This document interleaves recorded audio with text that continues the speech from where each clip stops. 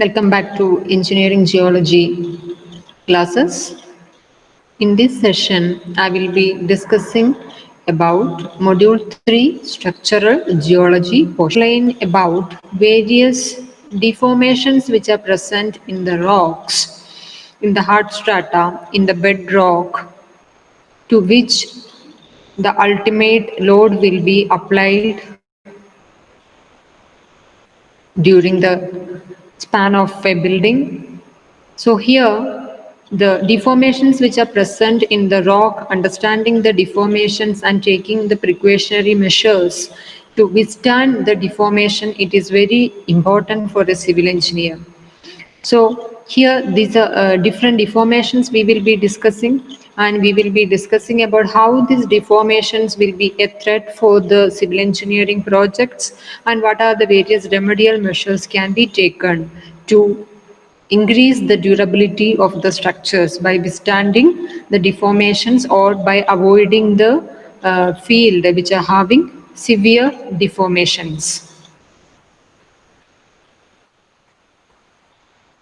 As an introduction, I have to tell you that structural geology is a study of factors such as origin, occurrence, classification, types and effects of various secondary structures. These are nothing but various deformations which are present in the rock. They can be a fault, joints, rock cleavage and are different from those primary structures such as bedding and vesicular structures which develop in rocks at the time of their formation.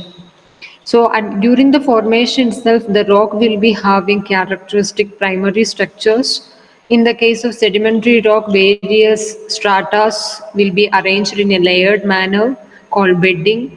In the case of igneous rock, various vesicular structures are formed because of the sudden cooling of magma. Various hall space will be present over the basalt type rock. So these are primary structures which are present in the rock. Apart from these, because of various secondary forces, various deformations may happen to rock. They are fault, joints, rock cleavage, etc. These deformations can be major threat to the civil engineering structures. Next, before going to the actual deformations of the rock, before that we have to be get thorough with some of the technical terms which we are using in the structural geology. First one, the very basic terminology called outcrop. Outcrop is nothing but a rock exposure to the surface of the earth. So in the second module onwards, we are hearing that different rocks are there. They are forming through different rocks, process called rock cycle, igneous, metamorphic and sedimentary rocks are there. So these rocks, because of various process which are they are undergoing, they will be exposed to the earth atmosphere and they will be burying deep into the earth inside because of sediments overloading and because of uplifting related plate tectonic related phenomena, rocks will be exposed over the earth's surface. The exposed part of a hard strata above the earth's surface can be called as an outcrop. Next one, very fundamental terminology with respect to the structural geology, that is called strike and dip. These are nothing but which will define the spatial location of the stratas. First one, strike. It is refers to the direction in which a geological structure is present with respect to the geographical direction. Say for example, if a mountain exposure is there, we will say the direction of the mountain, it is towards northeast or southwest like that, or it is towards east like that. That is called as strike of a structure. The strike direction may be defined as direction of the trace of the intersection between the bedding plane.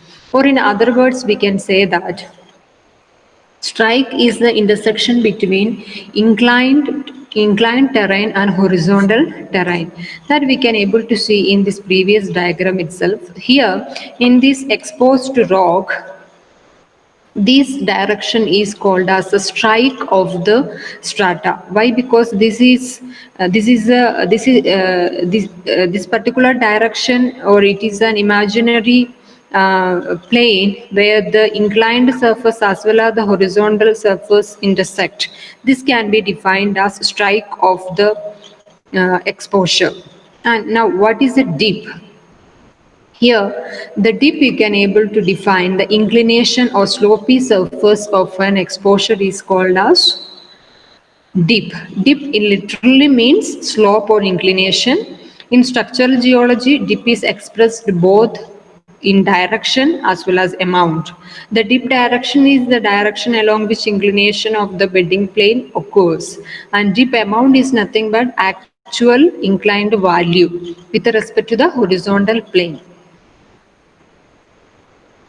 Here in this diagram, it is very much clear that dip direction is the inclination towards the slopy surface, and strike is the, here you can able to see it is the intersection between horizontal as well as the inclined surface.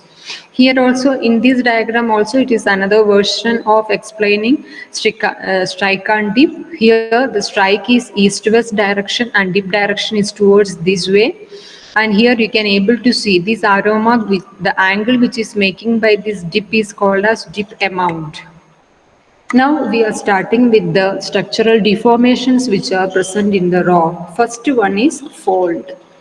Folds are nothing but the undulations or bending which is happening to the rock because of compressional force which is applied to a rock. Here in this diagram you can able to see these particular rock called bended like this. The wavy appearance or wavy appearance happened to this rock because of the compression force which is suffered by the rock from either side.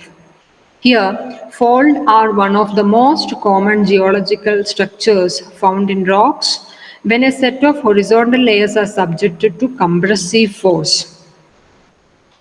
Very much understood that the rocks are bending because of the compression force which is applied towards the rock. What will happen to that rock is it will bend either upward or downward. The bend noticed in rock, they are called as fold. In terms of their nature too, folds may occur as single local bends or many occur repeatedly and intricately folded to the tectonic history of the origin. Next one, we are going to see what are the different parts of a fold. In this diagram, it is labeled very clearly that this is a bended strata, or we can call it is a folded strata. Axial plane is a plane which can divide the fold into equal halves. Axial plane, it is an imaginary plane which will divide a fold into equal halves. That is called axial plane, and limb is nothing but the either side of the folded strata is called as limb, and hinge is nothing but the hinge point is nothing but the maximum curvature of a folded bed or folded strata is called as hinge, and hinge line is the imaginary line which joins equal hinge points. So what is a hinge point is, it is the maximum curvature given by each layer in a folded strata. Hinge line is the imaginary line which joins all the hinge points which are present in a complete rock strata. These are the different components or parts of the fold: axial plane, limb, hinge and hinge line. Now, their classification is started. So, based on their mode of occurrence, mode of appearance, the folded strata can be divided into various types. First, we are observing anticline and syncline. Here, in this case, we can able to see sometimes because of the compressional force, the strata will be bending upwards. If this is the appearance, they can be called as anticline and opposite direction. That is nothing but sometimes because of compressional force, the stratas will be bending downwards. This is called as syncline. In the previous diagram also you can able to see here this part is called as syncline because it is bending downwards, and this part it is anticline because it is bending upwards. Anticline and syncline. Here also it is very much clear, anticline and syncline, then an anticline series of folds are present, and here also axial plane, hinge line, limb, everything it is marked. Anticline and syncline. In field you can observe this is how the anticline and syncline will be present. Now symmetrical and asymmetrical fold. In the case of symmetrical and asymmetrical fold, we are discussing the axial plane for the matter of classification. In this case, axial plane, we know that it is an imaginary plane which will divide a fold into equal half. Here in this first diagram, you can able to see this is an anticline, and this violet shaded plane, it is an axial plane. Along this axial plane, we can able to see the symmetrical half on either side of this fold. Here, if an axial plane is able to divide the fold into equal half, they are called as symmetrical fold. Here you can able to see these are as symmetrical fold because along the axial plane you are getting we can able to see the symmetrical half on either side. But by coming into this second diagram, we can able to see they are asymmetrical fold. Why? Because in the second case, along the axial plane on either side we are not getting the symmetrical side. This is asymmetrical fold. And another one is called overturned fold. Overturned fold are nothing but both the limb dip in same direction, but one limb has been tilted beyond vertical. It is nothing but here in this diagram you can able to see here the normally fold is happened in this area, and one of the limb got overturned. One of the limb it got further turned. This is happened because of overturned fold presence. Next one, open and close fold. Open and close fold, it is based on their interlimb angle. Between the limb, if the between these are the two limbs of this angle. If between the limbs, if the angle is more, they are called as open fold. If the angle is less, they are called as closed limb, closed fold. Now similar and parallel fold. In this case, similar and parallel fold, we can able to see based on whether the shape of the fold remain the same or altered with the depth, fold are grouped as similar or parallel fold.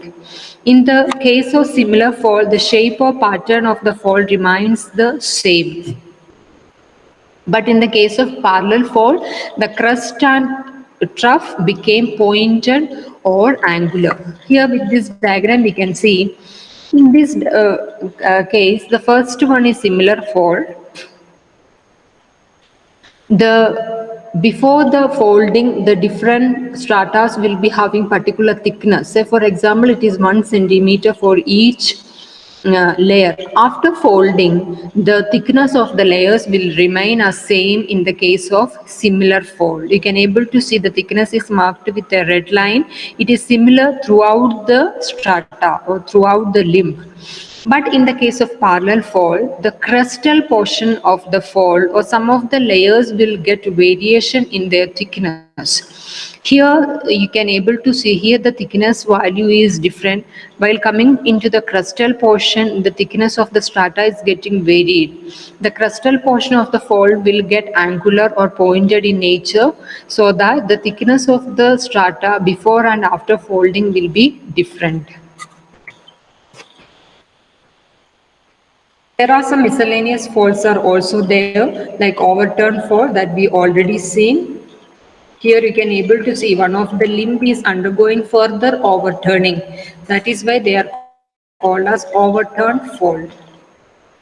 In field, these are some of the field view of fold. Now, classification. There are some special types of faults are there that we are going to witness now. First one, chevron fault. In the case of chevron fault, the crust of the fold will be very much angular, and but in this case you can able to see they are very smooth in nature, the crustal portion. But in the case of chevron fault, the crust will be very much angular in nature.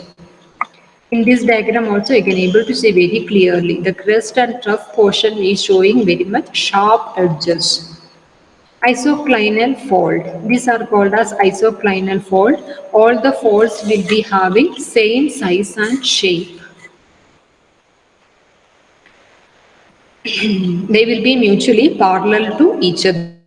All the folded buds will be mutually parallel to each other. Next one, fan fold. It is based on their appearance and shape. They can be called as the limbs or the crustal portion will be having more width compared to the lower portion. That is why it is called as fan folds. Next, deformation type is a fault. Fault is entirely different from fold. These are the displacement which is happening to the rock block along a fault plane because of tensional or shear force which is applied to the rock. Faults are the most unfavorable and undesirable geological structures as at the site for any given purposes for location of reservoir as foundation site for construction of dams, importance bridges or huge buildings for tunneling, for laying roads, railway track, etc. Why? Because in the hard strata, if the fault are present, there is a chances of failure is high, because once the fault is generated, till the complete rupture the faulting process will be continuing. So once if we are neglecting the fault present in the hard strata, and if we are constructing the dam, reservoir or major civil engineering structures, as the time passes it will be very much threat for the building as well as the structures. So as I told, the faulting will be a continuous process till the complete rupture occurs. And when the complete rupture occurs, the entire project will be collapsed. Along with life threat also will be there in the case of faulted hard strata presence. This is because fault are considerably weaken the rocks and render the site in which they occur as unfavorable places for all constructional purposes. Now we are going to see various types of fault and how they are occurring. Here you can able to see in the diagram in the field how it will be looking. Because of these particular cracks or fracture happen, the displacement of the strata on either side got happen. You can able to witness that by changing the location of this continuous white layer. This was continuous in the beginning. Because of this faulting it got displaced, and one layer it is here and one layer got displaced here. You can able to see there will be different types of faulting movement will be happening. Normal fault, transform fault, like that. Reverse fault is also there. That everything we are going to discuss in detail now. We are going to see the parts of the fault. The fault is having mainly two parts, footwall and hanging wall. Footwall is nothing but the wall, the part of the rock which is in place even after the faulting. Hanging wall is another part of the rock block which is undergoing movement due to the faulting. Sometimes the hanging wall will be moving towards downwards, sometimes the hanging wall will be moving towards upwards. If it is moving towards downwards, we will call it as a normal fault because the movement is happened as per the direction or as per the pull of gravity. But in the case of a reverse fault, the hanging wall will be moving up. In that case, we will call it as a reverse fault. Fault plane is the plane along which the faulting is happening. That is called as fault plane. And the another part of the fault is slip. Slip is nothing but the process of displacement of rock block along the fault plane is called as slip. Now we are going to observe the classification and types of fault. Fault are classified based on their displacement, relative movement, slip and mode of occurrences. First one, we are going to see relative movement of the footwall and the hanging wall. Based on this movement of the hanging wall and footwall, they are classified into normal fault and reverse fault. Here we can able to see the hanging wall is moving down, so that it is called as normal fault or a gravity fault. But in the down diagram, the hanging wall is moving up. In that case, it is called as a reverse fault. Now, because of the slip is nothing but the displacement process is called as slip in the case of a fault. Now, in what direction the slip is happened? We know that all rock is having its strike and dip, the strike direction and dip direction. If the slip is happening parallel to the strike of the strata, then it is called as strike dip fault.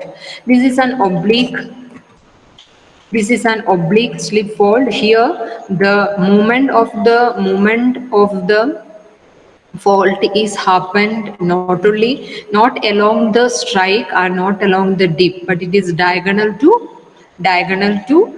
dip and strike. In that case, it can be called as oblique fault. And this is another type of slip a fault called dip fault. Here you can able to see the movement of the rock block happen along the inclination of the rock strata. Then it is called as dip fault.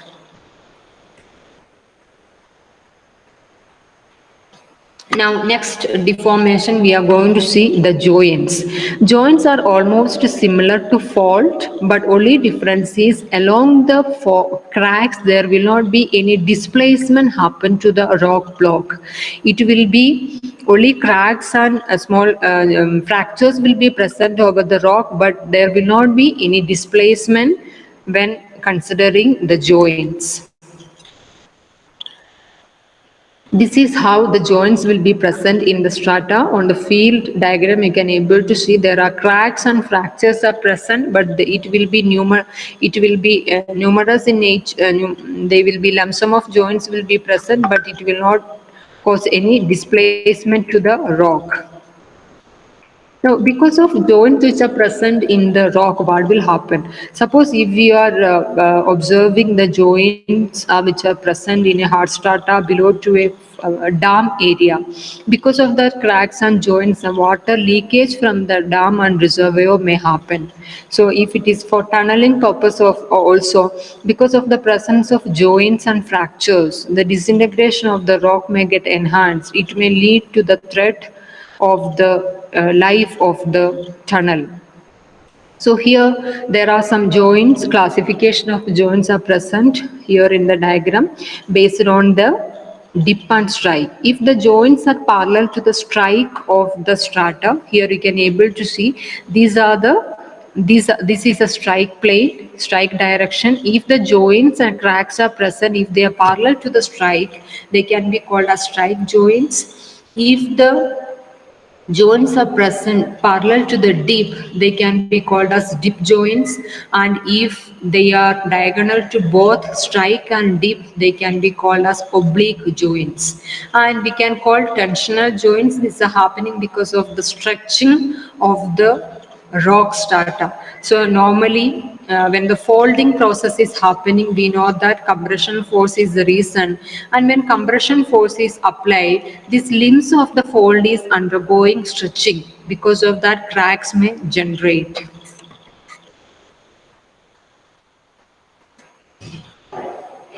So these are the various types of deformations which are present in the rock, and you observed that how adversely it will affect the civil engineering structures. All the type of deformations will be threat to the civil engineering structures if it is present in the extreme extent. If they are present in the small extreme, it can be changed into a safer condition by giving different grouting or concrete filling methods, some of the small joints and fractures can be getting filled up.